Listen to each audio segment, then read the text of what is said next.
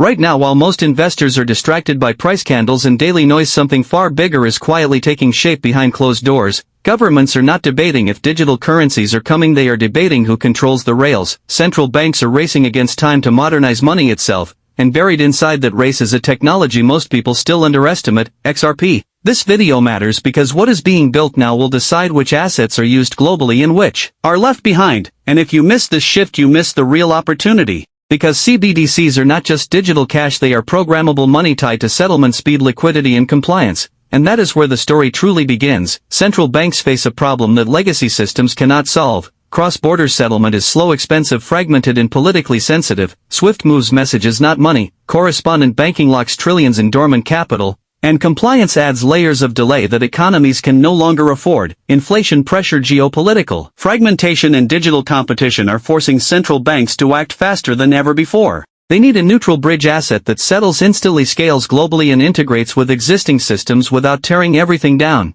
And this is where XRP quietly fits into the architecture. Ripple has never marketed XRP as a retail payment coin. The real focus has always been institutional plumbing, liquidity provisioning, interoperability and settlement finality. When central banks explore CBDCs, they are not just designing tokens, they are designing entire ecosystems: issuance, redemption, cross-border corridors, wholesale settlement and retail distribution. XRP is not meant to replace a CBDC, it is designed to connect them, acting as a neutral liquidity layer between sovereign currencies, reducing friction while preserving control. This is why regulatory clarity mattered so much in the Ripple versus SEC case, not because of price spikes but because governments will not build national monetary infrastructure on legally uncertain assets. Once XRP crossed that threshold, it became usable in conversations that were previously impossible. Central banks do not publicly announce pilot partners early, they test quietly, they sandbox, they run proofs of concept, and Ripple has been embedded in those rooms for years. The roadmap does not start with retail wallets, it starts with wholesale CBDCs, central bank to central bank settlement, liquidity pools that operate 24/7,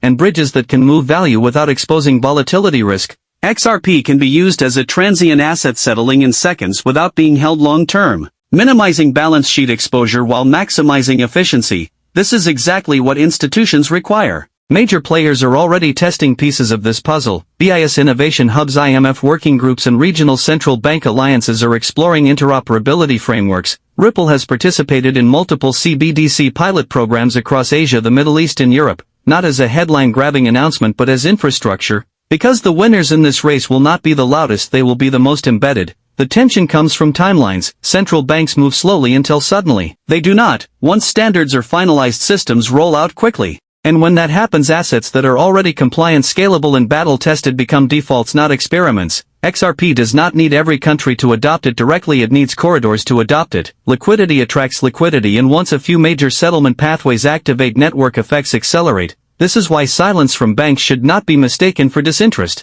Financial institutions do not telegraph strategy, especially when regulatory optics matter. Accumulation and integration happen quietly. Public confirmation comes after deployment, not before. And by the time headlines appear, positioning is already done. If you understand this roadmap, you stop asking when XRP will pump and start asking when infrastructure flips on. Because utility-driven demand does not arrive emotionally, it arrives mechanically, triggered by usage, not hype. And when CBDC interoperability becomes operational, the assets powering that flow will not need marketing, they will be required. And this is only the foundation, because once CBDCs go live, secondary layers emerge. Liquidity management, automated market making, compliance, routing, smart settlement logic all require fast, neutral settlement assets. XRP sits at the intersection of all of it, not competing with governments but enabling them. And this is why the real question is not whether XRP could power CBDCs. The real question is how many systems will depend on it before the market notices. And as we move into the next phase, the discussion shifts from theory to deployment, because central banks are no longer asking what a CBDC is, they are asking how it connects beyond borders. And this is where interoperability becomes the single biggest challenge, because a digital dollar, a digital euro and a digital yuan cannot exist in isolation without recreating the same inefficiencies that plague the current system. And every central bank understands that issuing a CBDC without a bridge simply digitizes the problem instead of solving it. And this is why cross-border settlement is the pressure point where decisions accelerate. Central banks must maintain sovereignty, control and compliance while still enabling instant value transfer. They cannot rely on volatile exchange corridors or bilateral agreements that take years to negotiate. They need a neutral settlement layer that does not favor one nation over another. and XRP was designed precisely to function as a bridge rather than a destination, and this distinction matters because it allows central banks to use XRP without ceding monetary control, and the asset acts as a temporary liquidity tool, settling value in seconds and exiting the transaction immediately. This design reduces counterparty risk exposure and eliminates the need to pre-fund accounts across jurisdictions. Trillions currently sit idle in nostro vostro accounts purely to compensate for settlement delays. And CBDCs will magnify this inefficiency if nothing changes, and XRP solves this mechanically, not politically. And when central banks model these efficiencies on paper, the numbers are not marginal, they are transformational. This is where regulatory alignment becomes critical, because CBDC frameworks must satisfy domestic regulators, international watchdogs, and financial stability mandates simultaneously. Ripple has spent years aligning with compliance standards not to appease retail investors, but to satisfy institutional risk committees,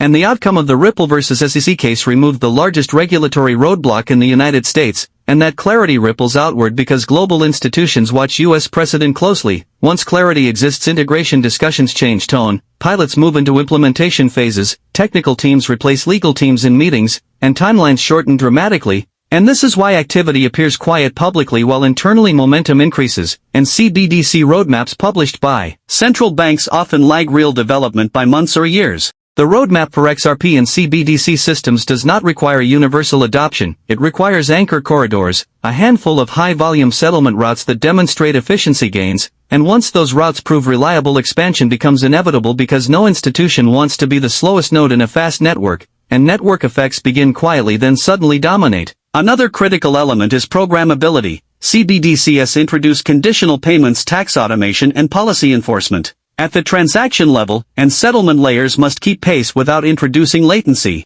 And XRP settlement speed allows CBDC systems to execute logic without bottlenecking value transfer, and this is why XRP complements CBDCs rather than competes with them. The final tension lies in perception timing, because markets tend to price narratives, not infrastructure. Speculation runs ahead of reality while utility lags then overtakes sentiment, and by the time CBDC settlement layers become visible to the public, the demand dynamics will already be in motion, and institutions that needed XRP will have acquired access long before headlines explain why. This is the quiet phase where positioning matters more than prediction, and understanding the roadmap shifts your focus from price watching to system watching. And the real signal will not be an announcement, it will be usage. And when that usage reaches critical mass, repricing happens not because of hype but because the asset becomes unavoidable. And that is the point where XRP transitions from debated to depended upon. And at that moment the question of if becomes irrelevant, replaced only by how much and how fast.